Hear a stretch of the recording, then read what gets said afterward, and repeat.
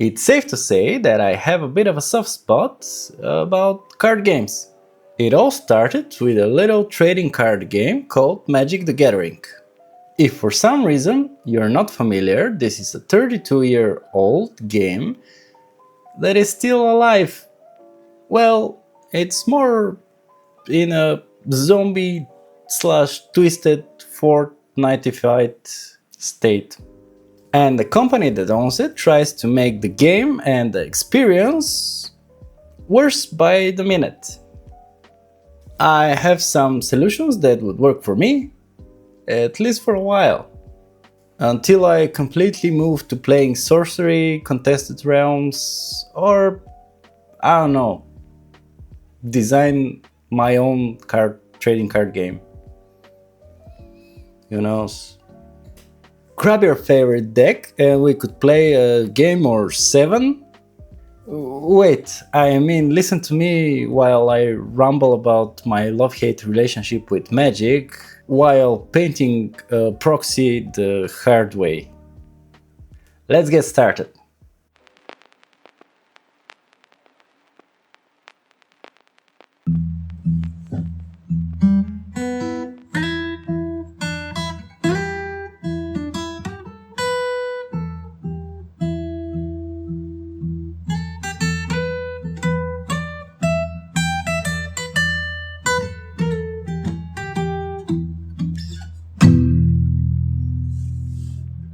There are around 27,000 unique Magic the Gathering cards, and that is without counting different arts and treatments and reprints, etc. So it's a big game with lots of possibilities to express yourself and explore different mechanics and art and worlds. So what's the catch? A couple of things actually. For one, it's getting way too expensive for me, and it feels more and more like you're in a casino or you're playing the lottery. Prioritizing IPs outside of Magic the Gathering. Producing too many products for a very short amount of time, so nobody could keep up, and many more. There are dedicated channels that would make a far better analysis about the state of the whole game than me, so I'm not going to go deep in here.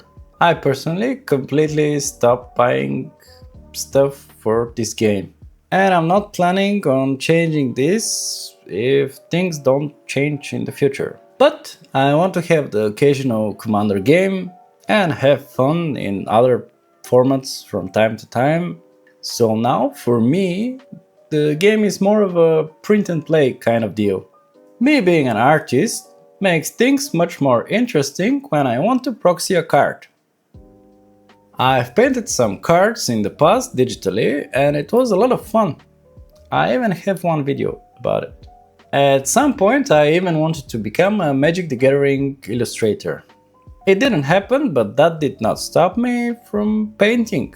The thing I haven't tried yet was making an altar directly on an existing Magic the Gathering card. I have these official proxy cards that could represent a double-faced card. It's kinda useless if you play with sleeves, which everyone does, so a perfect candidate to try and paint on an official Magic the Gathering card.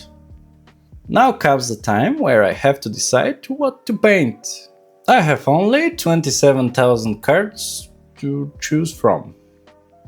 I'm not sure why, but I was in the mood to paint a powerful card from 2003 in a color that I don't play often.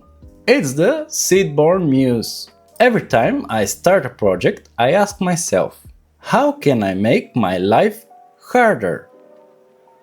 In this case, the answer was, I'm going to paint the UI and text as well, of course.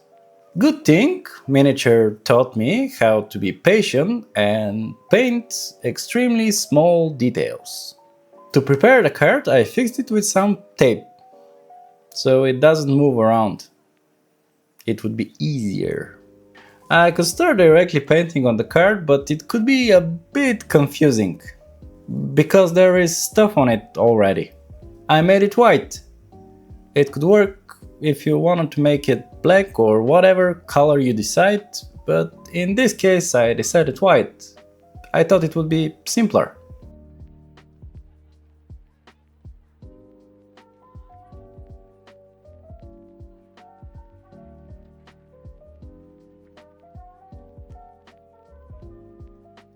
I knew that I had to start with the UI because this would dictate my whole composition of the card. I whipped out my trusty metal ruler and started measuring from an existing card what's where and then marking everything with pencil. I normally like to paint directly with no measurements, but in this case I think it would be beneficial if I do, because making mistakes and fixing them is not an easy task. Yes, I know I said I like to make things harder for myself, but there are limits to my sanity, so shut up. I knew that the UI is going to be a bit wobbly, so I decided to put that as a feature and not a bug. So we call this charming.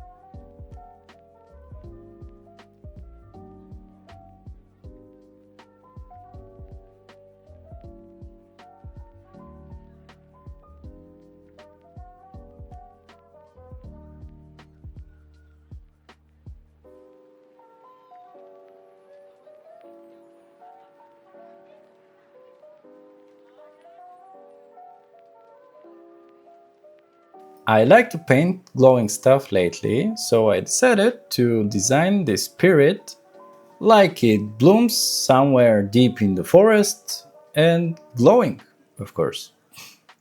Since the card is green, I wanted the focal point to reflect that. And that is why a yellow-green light made sense to me.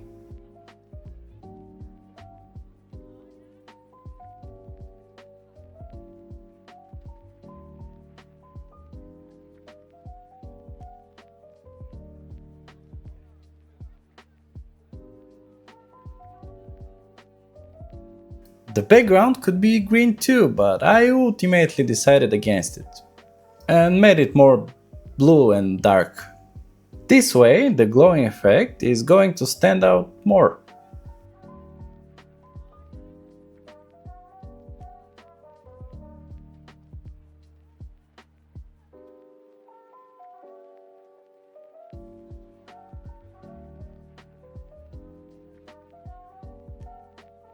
Small detail I thought would be nice is if I make the plants with thorns. I guess for more interest in the picture, and it also might be a symbol of being born strong in harsh surroundings.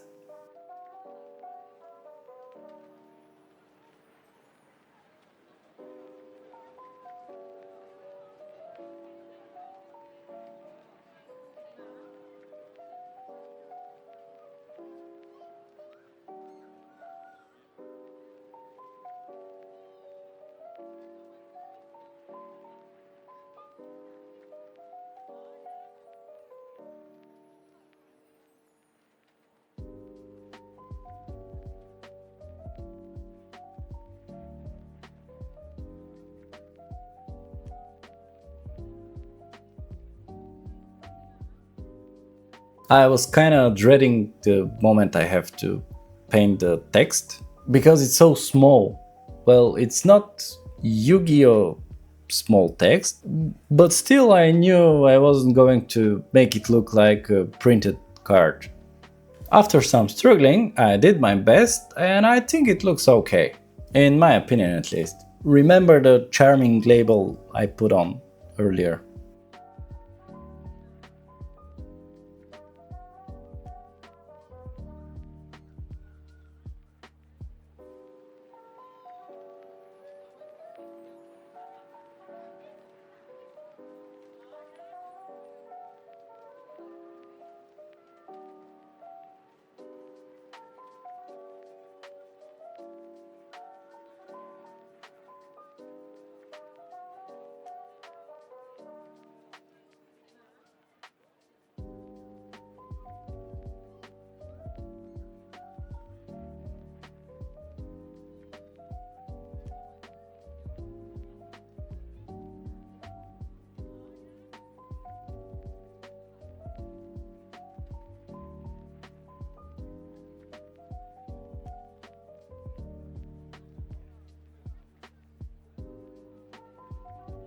I like the end result. From afar it looks like a magic card, so I'm happy. Also, I got to paint a fantasy illustration, so it's a bonus every time. This whole thing goes well with my new artsy practice to paint fantasy illustrations on card-sized paper.